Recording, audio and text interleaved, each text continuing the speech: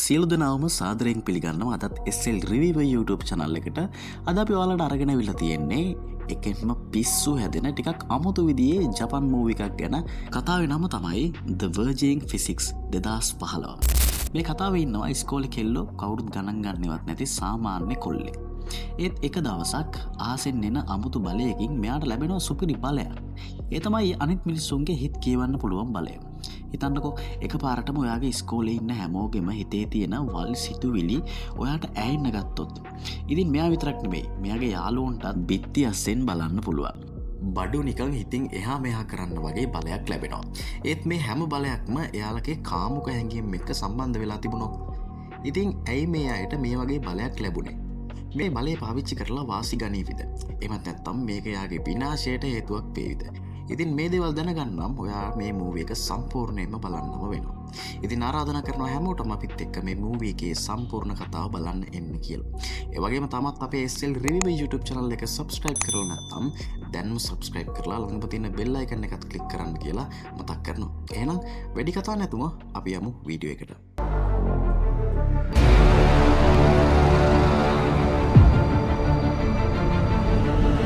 මේ කතාවේ ප්‍රධාන චරිතය තමයි යොෂිරෝ කොමොහාවා. මෙයා හයි ස්කූල් යන කොල්ලෙක්. ඉතින් මෙයා පොඩ්ඩක්වත් කොම් වෙන කෙනෙක් වගේම ඉගෙන ගන්නත් එච්චර දක්ෂ නැහැ. කෙල්ල මෙයා දිහා බලන්නේවත් නැහැ. එයාලා හිතන්නේ මෙයා මෝඩෙක් කියලා. යොෂිරෝට තියෙන්නේ එකම පිස්සුවයි. ඒ තමයි එයාගේ දෛවයේ කෙල්ලව හොයාගන්න එක. ඉතින් කවුද මේ දෛවයේ කෙල්ල? සීන් එක මේකයි. යොෂිරෝ එයාගේ අම්මගේ බඩේ ඉන්නකොට ළඟ හිටපු තවත් අම්ම කෙනෙක්ගේ බඩේ හිටපු කෙල්ලෙක් එක්ක ටෙලිපති වලින් කතා කරලා තියෙනවා. දෙන්න පොරොන්දු වෙලා තියෙනවා පස්සේ දවසක හම්බ වෙමු කියලා. ඉතින් එයාලට රහස් සංඥාවක් විදිහට පොඩි සින්දුවකුත් තියෙනවා.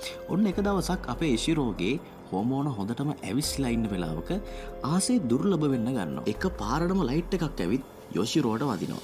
ඒ වෙලාවෙම එයාගේ පන්තියේ ඉන්න මියුකෝ හරනෝ කියන කෙල්ලටත් මේ අමුතු ලයිට් එක වදිනවා. පහුදා උදේ යොෂිරෝ නැගිටිනකොට තමයි වැඩේ තේරෙන්නේ. මෙයාට මිනිස්සුන්ගේ හිත් කියවන්න පුළුවන්. ඒත් මේක සතුටු වෙන්න නම් කාරණයක් නෙවෙයි. උදේ කෑම කනකොට එයාගේ අම්මගේ බොයිෆ්‍රෙන්ඩ්ුයි හිතින් හිතන වල් දේවල් සිතුවිලි ඇහිලා මෙයාට මේක එපා වෙනවා. ඉස්කෝලේට ගියාමත් එහෙමයි. වටේ ඉන්න හැමෝගෙම හිතවල තියෙන දේවල් ඇහෙනවා. ඒ වගේම එයාගේ ටීචර් හිතන් ඉන්නේ ඉස්කෝලේ ඉන්න හොට්ම ගෑණි මම වෙන්න ඕනි කියලා. ඔය අතරේ සයි කියලා ලස්සන අලුත් කෙල්ලෙක් ඉස්කෝලේට එනවා. යොෂිරෝට කෙල්ලව දැක්ක ගමන් මාර විදියට හිත යනවා. එක පාරටම හොලගක් ඇවිත් සයිගේ සාය ඉස්සෙනවා. යොෂිරෝයි එයාගේ යාළුවයි දෙන්නම අමාරුවේ වැටෙනවා. මේක දකින මියුකෝ එයාලච කරන්න හිතාගෙන මොනවදෝ හිතනවා. යොෂිරෝ හිතින් මියුකොට බයිනකොටම මියුකෝ ආපහු හිතින්ම යොෂිරෝට උත්තර දෙනවා. එතකොට තමයි යොෂිරෝට මීටර වෙන්නේ මියුකෝටත් හිත් කියවන්න පුළුවන් කියලා.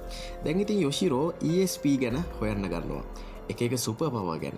ටික දවසකින් යොෂිරෝට එයාගේ ටිකක් බල් යාළුවෙක්ව මුණ ගැහෙනවා. ඒ තමයි ටෙරු.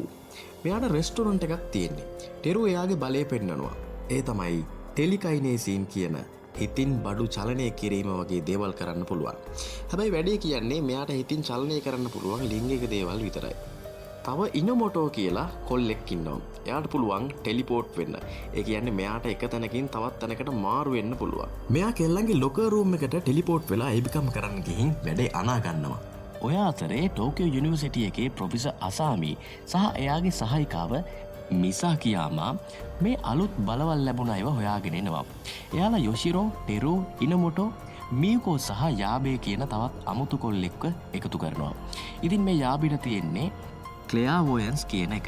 ඒ කියන්නේ මෙයාට තියෙන්නේ X-ray ඇස්. මොසා කියාමාට පුළුවන් අනාගතය දකින්න. හැබැයි ඒ බලය ඇක්ටිව් වෙන්නේ කවුරු හරි යාගේ වායක දිහා බැලුවොත් විතරයි. ප්‍රොෆෙසර් අසාමි විස්තර කරනවා මේ හැමෝටම බලය ලැබුණේ අර විශ්ව සංසිද්ධිය නිසා කියලා. මේක මීට අවුරුදු 200කට කලිනුත් වෙලා තියෙනවා. ඇමරිකාවේ ඩලුත්වලදී මේ පාර බලය ලැබෙන්න සුදුසුකම් 3ක් තිබිලා තියෙනවා. පළවෙනි එක තමයි ඒ අය වර්ජින් අය වෙන්න ඕනේ. දෙවෙනි එක අර ලයිට් එක පදින වෙලාවේ එයාලගේ හෝමෝන ඇවිස්සලා තියෙන්න ඕනේ. තුන්වෙනි එක තමයි Tamanට බලයක් ලැබුණා කියලා තේරුම් ගන්න ඕනේ. අසාමි අනතුරුව ගොනවා ඇමරිකාවේ ඩලුත්වලදී බලය ලැබුණ අයව නපුරු සයිකින් කාරයෝ මරන. මේ ටවුන් එකත් ඒ වගේ විනාශයකින් බේරගන්න ඕනි කියලා. අර ලස්සන කෙල්ල සයි කියන්නේ ප්‍රොෆෙසර් අසාමිගේ දුව. ඔන්න දැන් තමයි දුෂ්ටයෝ එළියට එන්නේ. අකිකෝ කමියා කියන කෙල්ලටත් බලයක් ලැබිලා තියෙනවා. මෙයා ලෙස්බියන් කෙනෙක්. මෙයා එයාගේ බලය පාවිච්චි කරලා අනිත් කෙල්ලන්ව ෆ්‍රීස් කරලා එයාලගෙන් වාසි ගන්නවා. ටික දවසකින් ඉස්කෝලෙට ඇඩල්ට් බෝනික්කො 100 ගාණක් ගෙනත් දානවා. ඒවා වල කාම උත්තේජක කුඩක් ගාලා තියෙන්නේ. ප්‍රොෆෙසර් අසාමි හොයාගන්නවා මේ කුඩු මේ ලෝකේ ඒවා නෙවෙයි කියලා. ඔය අතරේ මිස් මියා පැල්නෙරන් කියලා ජපන් ඇමරිකන් ටීචර් කෙනෙක් ඉස්කෝලෙට එනවා. මෙයා ලිංගිකව හැසිරෙන එක නෝමල් දෙයක් කියලා හිතන ඒ ගැන පවර්ෆුල් කතා දෙන කෙනෙක්. මෙයත් සයිකික් කෙනෙක්. මෙයා යොෂිරෝගේ හිත කියවලා කියනවා ඔයා හොයන දෛවය කෙල්ල මමයි කියලා. අකිකෝ එයාගේ බලය පාවිච්චි කරනවා. මේකෙන් කෙල්ලෝ රැලක් මෝහණය වෙලා එළියට එනවා. අකිකෝ අමුතු කුඩක් මුළු ටවුන් එකටම පිඹිනවා. මුළු ටවුන් එකම මෝහණය වෙනවා. මිනිස්සු ළමයි හැමෝම යට ඇඳුම් වලින් පාරේ ඇවිදින්න ගන්නවා.